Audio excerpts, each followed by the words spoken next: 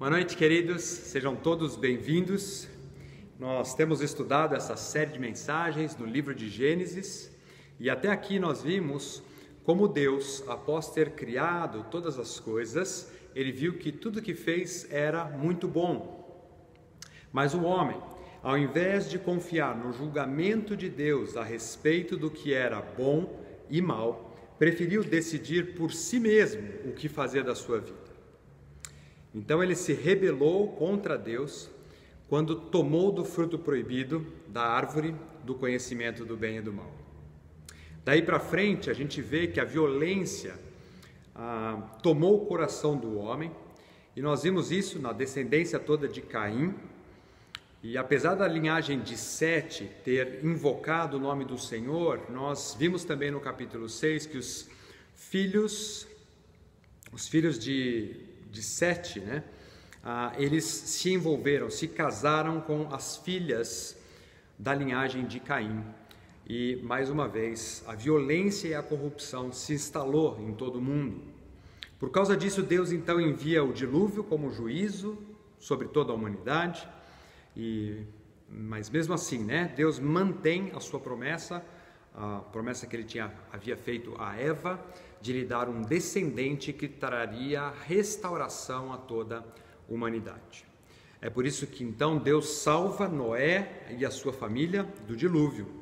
E na semana passada nós vimos um pouco mais sobre esse relacionamento entre Noé e Deus.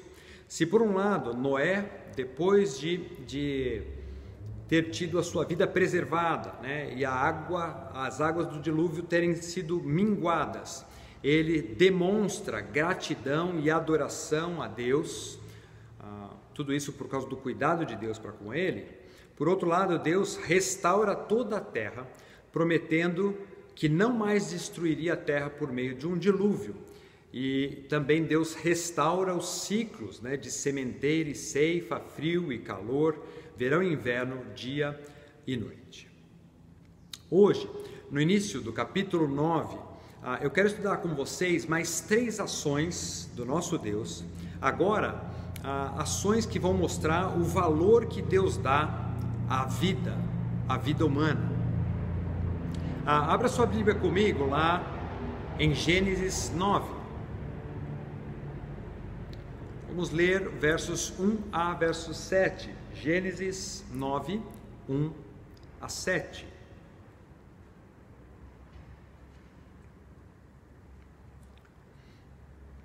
A palavra de Deus diz assim: Abençoou Deus a Noé e a seus filhos e lhes disse: Sede fecundos, multiplicai-vos e enchei a terra. Pavor e medo de vós virão sobre todos os animais da terra e sobre todas as aves dos céus, tudo que se move sobre a terra, e todos os peixes do mar nas vossas mãos serão entregues. Tudo o que se move e vive ser-vos-á para alimento. Como vos dei a erva verde, tudo vos dou agora.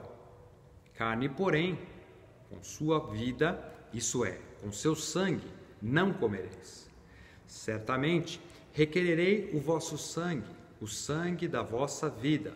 De todo o animal o requererei, como também da mão do homem, sim, da mão do próximo, de cada um requererei a vida do homem. Se alguém derramar o sangue do homem, pelo homem se derramará o seu, porque Deus fez o homem segundo a sua imagem. Mas sede fecundos e multiplicai-vos, povoai a terra e multiplicai-vos nela. Vamos orar e entregar esse momento nas mãos do nosso Deus. Pai querido, nós te louvamos pela tua palavra e porque o Senhor tem nos conduzido nesse livro de Gênesis, que traz o início de todas as coisas, que retrata para nós os teus planos para o homem caído, para o resgate do homem caído. Nós queremos te pedir, Senhor, que a cada semana nós possamos ver o teu cuidado amoroso para conosco, o teu plano soberano em resgatar o homem, e que isso nos dê vidas gratas, assim como nós vimos a vida de Noé na semana passada, que seja uma verdade na nossa vida também. Fala conosco, Senhor, através da sua palavra, nos ensina hoje um pouco mais da tua vontade e dos teus planos para nós. É a minha oração, no nome de Jesus. Amém. Viva a vida. Muitas canções ao longo da história cantaram, né, a beleza da vida. Pessoas, ainda que sofridas, passando por necessidades, com vidas incertas, cantaram sobre a beleza da vida. Alguns celebram a vida como a alegre dádiva de um Deus generoso, e outros, mesmo que neguem a existência de Deus, ainda assim se apegam às suas próprias vidas. Quando nós ouvimos sobre o nascimento de um bebê, nós nos alegramos e agradecemos a Deus pela bênção da vida. Nesse início do capítulo 9, Deus dirigiu-se aos 8 sobreviventes do dilúvio e deu para eles instruções sobre a importância da vida. Apesar de no começo essas instruções terem sido dadas para Noé e a sua família, elas valem para todos nós, em todas as épocas, idades e lugares. Deus aqui apresenta princípios permanentes para toda a humanidade e, por isso, eles não devem ser ignorados e nem alterados por nós. A vida é preciosa para Deus e deve ser considerada assim também por nós. Deus prova isso no texto de hoje com 3 atitudes. Vamos ver juntos, né? Estudarmos juntos essas 3 atitudes de Deus sobre a valorização da vida. A primeira delas é multiplicando vida, ou ordenando que o homem multiplicasse, né, a vida na terra. Isso está tanto no versículo 1 como no versículo 7. Nós podemos observar Deus dando essa ordem ao homem. Verso 1, mais uma vez, diz assim: abençoou Deus a Noé e seus filhos e lhe disse: sede fecundos, multiplicai-vos e enchei a terra. E o final do nosso texto de hoje repete essa mesma orientação. Deus repete dizendo: mas sede fecundos, verso 7, e multiplicai-vos, povoai a terra e multiplicai-vos nela. Quando Noé saiu da arca, ele era como um segundo Adão. Ele estava pronto para um novo começo da raça humana aqui na terra. A fé no Senhor havia salvo Noé e a sua família da destruição, e os seus 3 filhos agora iriam, juntamente com Noé, popular a terra outra vez. Deus já tinha dito, esse era o plano de Deus, né, já para Adão e Eva, lá em Gênesis 1, 28, né, sede fecundos e multiplicai-vos, enchei a terra, e aqui ele repete 3 vezes isso para Noé e a sua família. Todos os descendentes de Noé eram importantes para o plano de Deus. Mas nós sabemos que, em especial, a linhagem de Sem, porque foi dessa linhagem seria dessa linhagem de Sem, né, que nasceria Abraão, o homem que Deus escolheu para fundar a nação de Judá, e de onde viria o Redentor, o cumprimento da promessa que Deus havia feito lá em Gênesis 3,15, de um descendente que pisaria, um descendente de Eva, né, que pisaria a cabeça da serpente. Essa ordem de se multiplicarem fazia parte do plano de Deus, fazia parte da restauração que Deus ia promover na terra. E aqui nós temos a nossa primeira lição. Nas Escrituras, os filhos são sempre vistos como bênção do Senhor, presentes vindo de Deus. Em Salmo 127:3, nós lemos: herança do Senhor são os filhos, o fruto do ventre seu galardão. A NVI, né, nesse finalzinho, traduz como uma recompensa que Deus dá. E a NTLH traduz como uma verdadeira bênção. Filhos, né, são galardão, recompensa que Deus dá, uma verdadeira bênção. Queridos, no Antigo Testamento, ter muitos filhos e netos era prova do favor de Deus.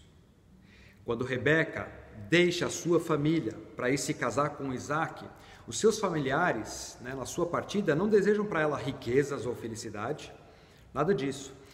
Em Gênesis 24:60, nós lemos que eles abençoaram a Rebeca e lhe disseram: és nossa irmã, sê tu a mãe de milhares de milhares. Não tem esse negócio de um filho economizando para ver se assim, vamos ter o segundo, mas aí chega, não aguento mais. A bênção seria ela ser mãe de milhares de milhares. Ainda em Salmo 128, 3, 4, a Bíblia nos fala, sobre a bênção que recai sobre o homem que teme ao Senhor. Ela diz assim, Salmo 128, 3 e 4. A tua esposa, no interior da tua casa, será como videira frutífera, teus filhos como brotos da oliveira em volta da tua mesa. Eis como será abençoado o homem que teme ao Senhor. Deus prometeu também para Abraão que a sua descendência seria como as estrelas do céu e a areia do mar. Os patriarcas pediram a bênção da fertilidade sobre os seus herdeiros. O Senhor fez uma aliança com Israel, na qual daria a esse povo muitos filhos, se a nação obedecesse às leis divinas. Assim, a gente vê que filhos são bênção do Senhor. Essa é a terceira vez que, pregando em Gênesis, o texto ressalta a importância e a bênção que é ter filhos. Nos últimos meses, Deus nos deu a alegria de recebermos tanto a Marina, filha do Oswaldo e da Rita, como o Samuel, filho do Igor e da Débora, aqui no meio da nossa igreja. E nos próximos meses, 2, nós vamos receber o Davi, que é filho da Vanessa e do Felipe, e também a Clara, que é filha do Bruno, vai ser filha do Bruno e da Patrícia. Eu não escondo de nenhum dos casais da nossa igreja a alegria que eu tenho quando eu recebo a notícia de uma nova gravidez. E por quê? Porque eu entendo que ter filhos é bênção do Senhor. Hoje em dia, muitas pessoas parecem não ter essa mesma atitude com relação aos filhos. Uma estatística diz que nos Estados Unidos, em 200 anos de várias guerras, eles perderam 1.200.000 militares. 1.200.000. Mas que, infelizmente, em apenas um ano, não em 200, mas em um ano, por volta de 1.600.000 bebês foram legalmente abortados nos Estados Unidos. Abortos, queridos, é um assassinato. E nós, cristãos, não podemos ser a favor dessa prática, independentemente das circunstâncias. Só Deus, o autor da vida, pode decidir tirá-la. Nos tempos bíblicos, os judeus nunca pensariam em abortar uma criança. Por mais difícil que fosse a situação, eles nunca pensariam em abortar um filho. A vida é dádiva de Deus e os filhos uma herança do Senhor, tesouros que devem ser protegidos e investidos para a glória do Senhor. Você que ainda está em tempo de ter filhos, entende que eles são bênção? Ou será que você tem colocado obstáculos para ter filhos? Será que você tem olhado para as circunstâncias que nós temos vivido e você tem duvidado da capacidade de Deus cuidar dos seus filhos? Queridos, crescer e multiplicar é o plano de Deus para a maioria esmagadora de nós. Se não for assim com você, Deus vai deixar claro isso para você e sua família.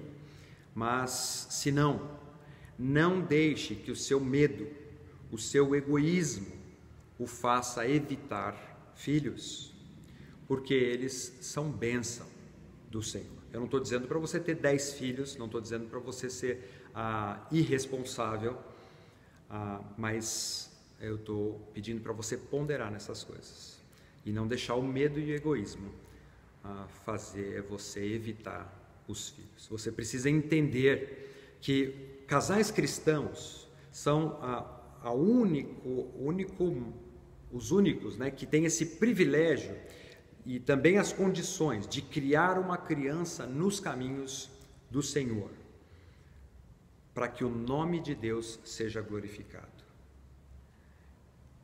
Talvez você pense em tudo isso, né, e você fique pensando assim, puxa, mas se eu tiver mais filhos, eu não vou ter tanto conforto como eu gostaria de ter. Né? Ou eu não vou poder dar tantas oportunidades para o meu filho ou para os meus filhos como eu gostaria de dar. Mas mesmo que isso aconteça, o que a palavra de Deus nos mostra é que Deus valoriza a vida.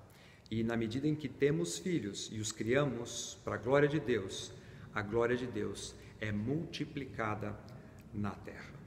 Esse é o plano de Deus para nós. A segunda atitude de Deus, que mostra o valor que Ele dá para a vida, foi falar da importância de preservar a vida. Veja aí capítulo 9, versículos 2 a 4. Né? A palavra de Deus, capítulo 9, versos 2 a 4. O texto diz assim: pavor e medo de vós virão sobre todos os animais da terra e sobre todas as aves dos céus. Tudo que se move sobre a terra e todos os peixes do mar, nas vossas mãos serão entregues. Tudo que se move e vive, ser-vos-á para alimento. Como vos dei a erva verde, tudo vos dou agora. Carne, porém, com vida, com a sua vida, isto é, com o seu sangue, não comereis. Uma pesquisa foi feita nos anos de 1900, que dizia que para viver normalmente, né, e se sentir satisfeito, o ser humano acreditava que precisava de 72 objetos diferentes. Né? Não vamos entrar aqui no detalhe dos objetos, mas em 1900 a declaração é que com 72 coisas diferentes essas pessoas acreditavam que podiam viver. Numa pesquisa parecida, 50 anos depois, em 1950, a humanidade considerou que era necessário quase 500 itens para poder sobreviver de maneira satisfatória. Nós não sabemos hoje em dia, mas se subiu na mesma proporção, nós podemos ver como o valor que a humanidade tem dado para as coisas. Mas quando a gente olha para o texto bíblico, ele só nos fala de duas coisas. Claro que essas duas coisas mais gerais envolvem outras coisas, né? Mas o texto em 1 Timóteo 6,8 fala: tendo sustento e com que nos vestir estejamos contentes. No Sermão da Montanha, Jesus ensinou a mesma verdade quando ele falou sobre os pássaros e as flores.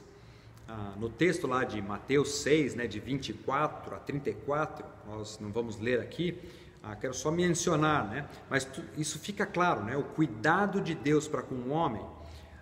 Ele diz assim, no verso 30, ora, se Deus veste assim a erva do campo, que hoje existe e amanhã é lançada no forno, quanto mais a vós outros. Uma indicação de que Deus cuidaria da nossa vestimenta. E no verso 32 diz: pois o vosso Pai sabe que necessitais de todas essas coisas, e tem a ver com tanto a roupa como o alimento, né? Que ele menciona anteriormente dos pássaros. Quando Deus... Então, roupas e alimentos, né? Quando Deus colocou Adão e Eva no jardim, eles não tinham roupas, né? Mas Deus providenciou para eles frutas e as plantas para comerem. E agora, depois do dilúvio, Deus está preocupado com a vida e Ele também inclui os animais na sua alimentação. Por quê? Porque aquela harmonia natural que existia, né, entre Adão e Eva e os animais, já não existia mais. agora Noé e a sua família não tinham mais o domínio sobre os animais. Os animais passariam a partir daquele momento a ter medo dos seres humanos. E ao fazer isso, era bem possível, né, que esses animais, fugindo da presença deles, né, por causa da ameaça de morte, por causa do seu medo, rapidamente eles iam se reproduzir. Deus então faz isso para preservar a vida da humanidade, porque se eles se reproduzissem de maneira rápida, eles também se tornam adultos de maneira rápida. Poderia ser que os animais, o número de animais, né, ultrapassasse a vida humana. Então Deus colocou nos animais esse medo do homem e também permitiu que o homem se alimentasse da carne dos animais.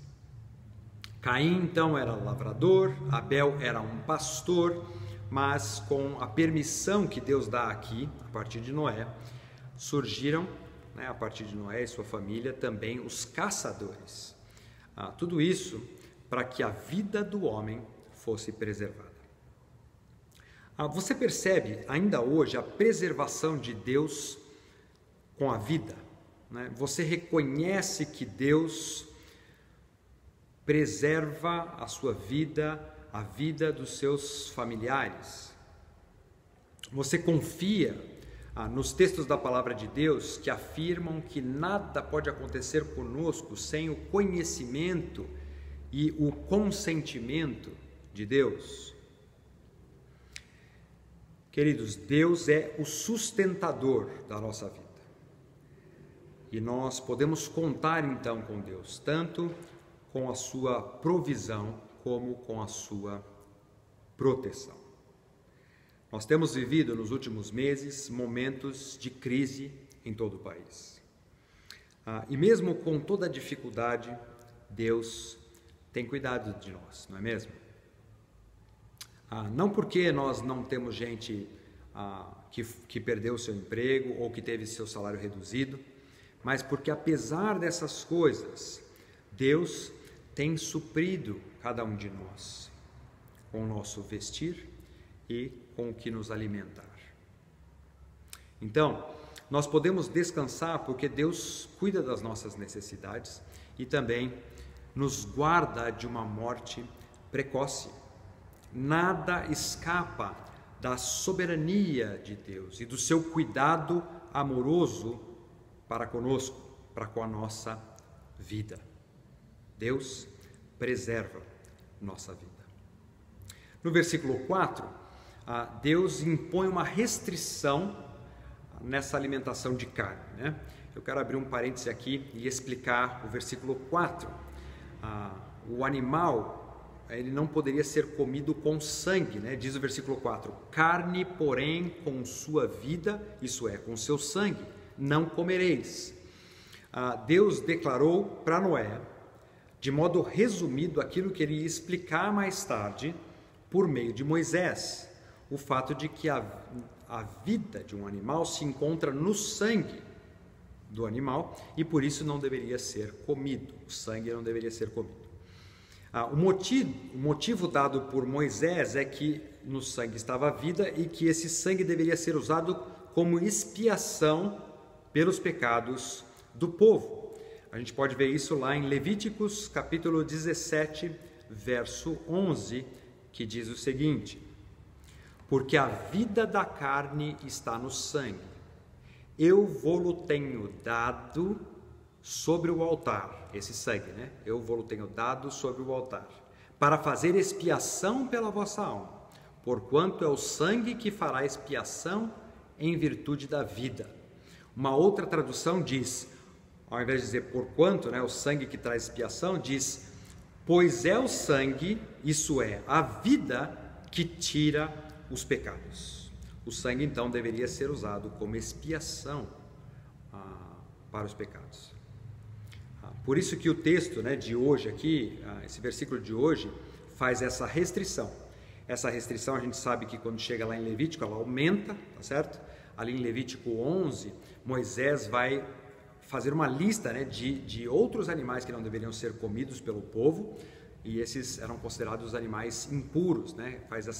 Moisés vai fazer essa separação entre animais puros e impuros, mas que depois a regra muda no Novo Testamento de novo, né? Então, antes que você comece a ficar nervoso pensando que você não pode mais comer aquele churrasco de carne mal passada, deixa eu dizer para você como isso se aplica aos nossos dias. No Novo Testamento, em primeiro lugar, Jesus derramou o seu sangue como expiação pelos nossos pecados de uma vez por todas. Então, aquilo que era um símbolo no Antigo Testamento se torna realidade no sacrifício de Cristo, né? Na crucificação do Senhor Jesus. E quando a gente pensa nos alimentos, né, no Novo Testamento, então, a gente ouve declarações do próprio Jesus que ensinou que era permitido comer todo tipo de alimento. Em Marcos 7,15, ele diz: nada há fora do homem que entrando nele o possa contaminar, mas o que sai do homem é o que o contamina. Também nós aprendemos com Pedro, né, como ele aprendeu isso a duras penas ali em Atos 10,15, onde nós lemos: ao que Deus purificou, não considere comum ou não chame de impuro, diz uma outra versão. Pedro aprendendo com aquela visão do lençol, né, cheio de coisas impuras, onde Deus o manda comer, né? E por fim, também Paulo reconhece isso em 1 Timóteo 4,4, quando diz: pois tudo o que Deus criou é bom, e recebido com ações de graça, nada é recusável. É verdade que talvez esteja passando aí pela sua cabeça aquele texto de Atos 15, não é? Onde nós vemos a proibição, né, de comer carne sufocada ou sangue, mas essa não é uma regra que foi criada para todas as épocas.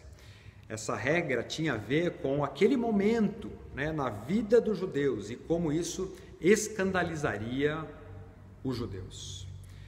Falando a respeito disso, Paulo escreve em outras passagens, né, tanto em 1 Coríntios 8 como em Romanos 14, ele explica, né, como é que algumas dessas abstenções de alimentos elas deveriam acontecer por causa do amor ao próximo e não por serem em si mesmos, esses alimentos em si mesmos pecaminosos, certo? O problema não é o que eu como, mas comendo alguma coisa que possa, o fato de eu comer alguma coisa que possa trazer tropeço, né? Escândalo para o meu irmão. Assim, ao longo da história humana, desde Adão e Eva, né, até os dias de hoje, nós tivemos com Adão e Eva uma dieta exclusiva de frutas e legumes. Aqui em Noé, Deus dá liberdade para comer qualquer tipo de carne, menos o sangue da carne. Em Levíticos 11, houve uma restrição dos animais impuros. E no Novo Testamento, então, nós estamos totalmente livres para comermos qualquer alimento. Então, fechando parênteses aqui no versículo 4, vamos voltar, né, a esse texto que está falando sobre valorização da vida. E nós temos, então, uma terceira ação de Deus nos versículos 5 e 6, que mostram a valorização da vida. Nós já falamos sobre a multiplicação da vida, nós falamos sobre preservação da vida, tendo esse alimento, e agora nós temos também uma proteção da vida, e a gente pode observar nos versículos 5 e 6, que dizem assim: certamente requererei o vosso sangue, o sangue da vossa vida, de todo animal requererei, como também da mão do homem. Sim, da mão do próximo, de cada um requererei a vida do homem. Se alguém derramar o sangue do homem, pelo homem se derramará o seu próprio sangue. Porque Deus fez o homem segundo a sua imagem. Então, depois que Deus ensina para Noé sobre o derramamento do sangue animal, o Senhor vai falar de algo que é mais importante ainda, né? O derramamento do sangue humano. Até aqui já ficou claro que a humanidade não tinha um bom histórico com respeito ao valor da vida, não é mesmo? Nós sabemos disso porque Caim matou seu irmão Abel, em Gênesis 4:8. Lameque matou um jovem e se orgulhou disso, em Gênesis 4:23 e 24. E também porque a terra havia se enchido de toda espécie de violência, em Gênesis 6:11 a 13. Agora, nos versículos 5 e 6, Deus instrui o homem a não destruir o seu próximo, que eles não destruam uns aos outros. Eles deveriam temer a Deus e as consequências de não valorizarem a vida seriam então mostradas por Deus nesse versículo, elas estão aqui. Ele diz que aqueles que matassem outro ser humano teriam de prestar contas dos seus atos para Deus e pagar com a sua própria vida. Por quê? Porque homens e mulheres, nós sabemos, foram criados à imagem de Deus. Atacar um ser humano é o mesmo que atacar o próprio Deus. O Senhor aqui promete julgamento para quem agir assim. Em nossos dias, mesmo que você não seja um assassino, nós podemos pecar nesse sentido. E nós fazemos isso quando nós nos iramos contra o nosso próximo. Veja o que Jesus disse a respeito disso lá em Mateus, capítulo 5, versos 21 e 22. Jesus diz: ouviste que foi dito aos antigos, não matarás, e quem matar está sujeito a julgamento? Eu, porém, vos digo que todo aquele que sem motivo se irá contra o seu irmão estará sujeito a julgamento. E quem proferir um insulto a seu irmão estará sujeito a julgamento do tribunal. E quem lhe chamar tolo estará sujeito ao inferno de fogo. Valorização da vida. É isso que Deus espera de nós. Toda vida é um presente de Deus. Por isso, só Ele tem o direito de tirá-la ou de autorizar alguém para tirar essa vida. Em Jó, capítulo 1, verso 21, nós lemos a sua declaração que diz: nu saí do ventre da minha mãe e nu voltarei. O Senhor o deu, o Senhor o tomou. Bendito seja o nome do Senhor. Então, como que Deus, em nossos dias, executa esse seu juízo? Como é que a gente pode perder a vida nos dias de hoje? Deus faz isso de duas maneiras. A primeira delas é de uma maneira chamada transcendente, ou seja, de uma forma sobrenatural, uma ação direta de Deus, permitindo, então, catástrofes, mais do que permitindo, enviando, catástrofes, pragas, pandemias, enfermidades, até a morte. Mas também Deus faz isso de maneira imanente, por meio de homens e também pelas coisas criadas. Então, Ele faz isso quando Ele permite guerras e também a pena de morte para algumas pessoas. Deus estabeleceu o governo humano na Terra. E quando Ele fez isso, Ele compartilhou com a humanidade esse poder de tomar a vida de seres humanos. Talvez você esteja estranhando essa afirmação. Quero caminhar com você em alguns momentos da Escritura que deixam claro esse compartilhar de autoridade. No Antigo Testamento não existia a força policial, como a gente conhece hoje em dia. Mas se alguém matasse uma pessoa, então a família da vítima tinha que ir atrás do culpado e apresentá-lo à justiça. Existia então uma diferença entre um homicídio, assim como nos dias de hoje, existia uma diferença entre homicídio doloso, com a intenção de matar, e esse homicídio culposo, sem a intenção de matar. Isso está descrito para nós lá em Êxodo capítulo 21, dos versos 12 a 14. Vamos ler isso aí. Mas de qualquer forma, o que acontecia? Quem matava com intenção, sem valorizar a vida, pagava com a própria vida, o que nós estamos aprendendo aqui nos versos de hoje. Mas quem matasse por acidente seria perdoado por Deus e se instalaria nas cidades refúgio, né, que Deus instruiu o povo a criar. Então, num caso de assassinato, os anciãos da cidade protegeriam o acusado até que o caso fosse julgado. Se ele fosse considerado culpado, a família da vítima poderia realizar essa execução, pena de morte. Senão ele ia para a cidade refúgio e tinha sua vida poupada. Uma vez que o assassino tinha derramado sangue humano, o sangue dele também deveria ser derramado, como nós lemos aqui hoje. Deus instituiu o governo humano para julgar o coração do perverso, do homem que pratica maldades, né? E então o medo do castigo deveria refrear a maldade do homem, deveria refrear os assassinos. No Novo Testamento, Paulo vai dizer lá em Romanos 13, de 1 a 7, que as autoridades humanas foram criadas para proteger os justos e punir os malfeitores. E é para isso, então, né, que os governos, o texto lá diz, né, que ele traz a espada. A espada não é uma palmatória, a espada não é uma prisão, mas é o direito sobre a vida. Jesus, quando estava diante de Pilatos, ele foi ameaçado por Pilatos, né? Pilatos disse para ele: você não sabe que eu tenho o poder para tirar a sua vida? Pilatos estava falando isso por causa da autoridade que ele tinha dada ao Império Romano de tirar a vida de quem ele achasse necessário. E Jesus não nega essa autoridade. O que Jesus diz é: você não teria essa autoridade se pelo Pai não lhe tivesse sido dada essa autoridade. Então Jesus reconhece a autoridade de Pilatos.